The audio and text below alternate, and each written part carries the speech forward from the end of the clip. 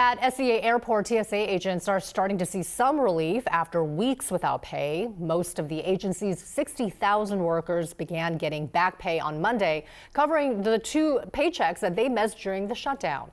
King 5's Savannah Welch is live there this morning. So, Savannah, do we know when agents will receive their next paycheck?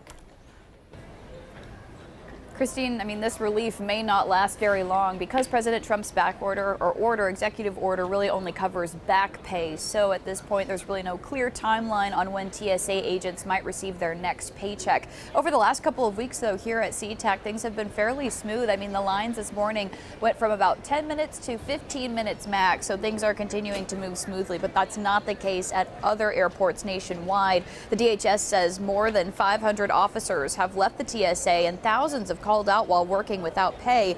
With spring break travel picking up and a holiday weekend ahead of us, there's a real big concern that things could change quickly. Washington State Congressman Adam Smith says he supports paying TSA agents, but he says it still needs proper congressional approval, and he has questions about how all of this is being done.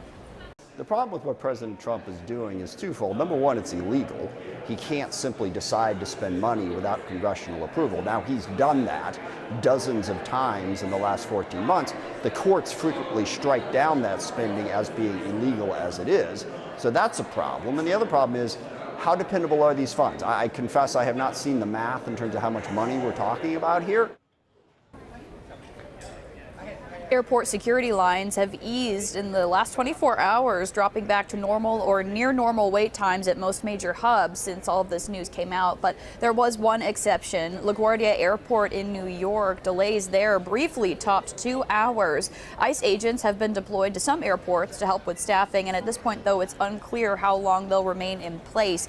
The House and Senate still haven't reached a deal to fully reopen the department, and at this point, TSA union leaders, they're really asking and trying to see if lawmakers can at least get back to work and try to come to an agreement here, because they say that this situation is just very unsustainable. At SeaTac, Savannah Welch, King 5 News.